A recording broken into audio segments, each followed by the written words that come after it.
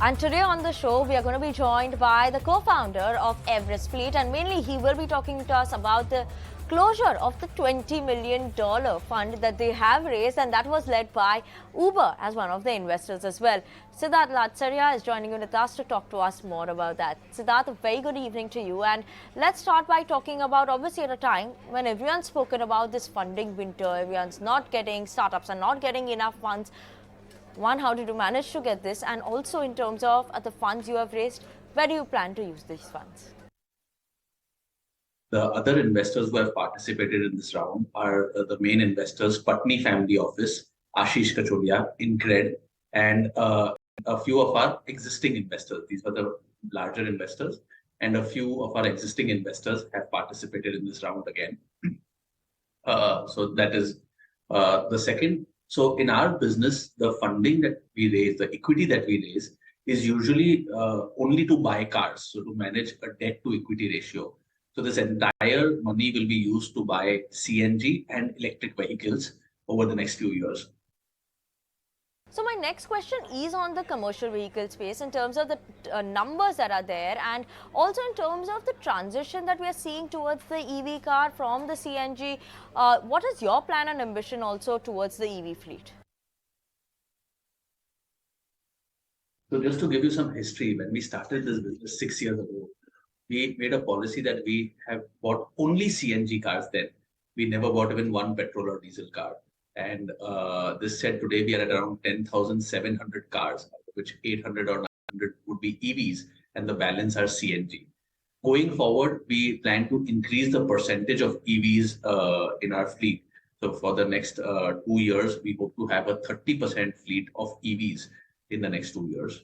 This said, yes, we do hope to move completely into EVs. Once the economics of the EVs and the infrastructure for the EVs become more settled, we plan to shift completely into the EVs. And so that's from just 2 cars in 2016 to 10,000 cars almost now. What's next? What's your growth plan ahead? What's the target for the next 5 years? The growth plan that we have internally identified for us is by 2025 end, or 2026 mid, we will reach 35,000 cars in India. So that is our expansion plan in India.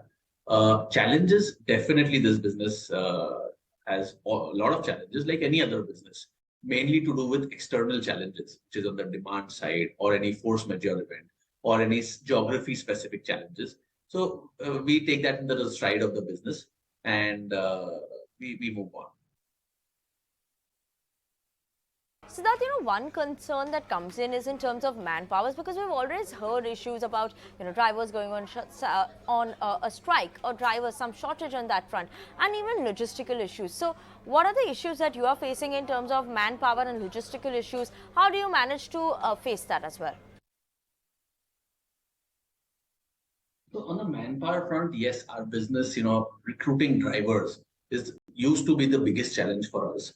But during COVID, we did a lot of good things for the city and for our drivers. We provided them housing to stay, we provided them food to eat, medical facilities.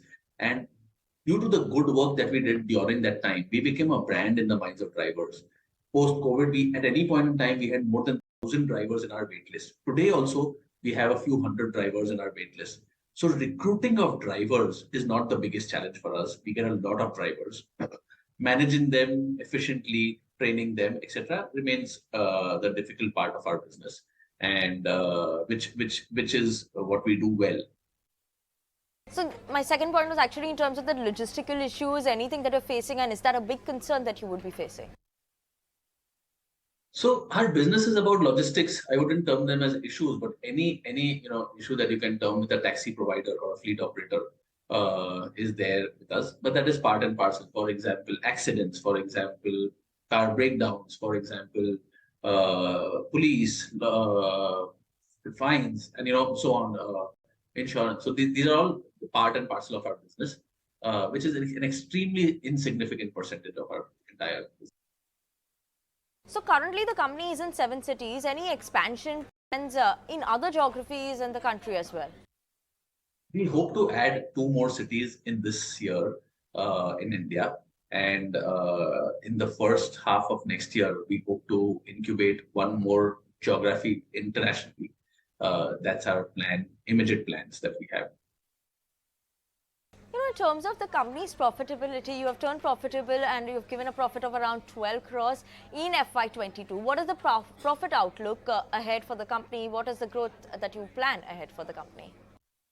So, the number FY22 numbers that you shared was correct. We just update you on the FY23 numbers. We had a revenue of 469 crores and a profit PAT of around 41 crores. That was our FY23 numbers. This year, FY24, we might close our revenues upward of 1,000 crores and a PAT around 95 crores. So this remains in terms of our numbers. In our business, adding new cities is not a major investment or a major cost item per se, because the cities become profitable from day 30, once the operation starts there. So they start throwing profits. So that is not a major cost. So, that doesn't take us behind in terms of profitability per se. What is most important in terms of profitability is one, the efficiency at which we run our business. So and second is cost optimization. So these are the two most important factors which drives our profitabilities.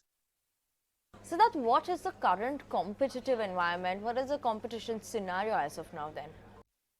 The market size is so huge, and we are an insignificant percentage even today. Honestly, we are not really worried about competition. While this said, we have a few players, very small players, family-run businesses in the country, doing something similar to what we are doing. It doesn't worry us at all. Lastly, Siddharth, if I give you a plain T-shirt, and what would it read for Everest Fleet in the next 5 years? What would that one tagline be? So the primary goal with which this company was started was to create 100,000 jobs in India. So we all our senior team, the entire company works towards that goal day in, day out. And I would say the T-shirt would read, let's create the 100,000 jobs ASAP. While this said, we also have a company tag of growing while driving. So the 100,000 drivers we plan to, they should also grow while driving with us.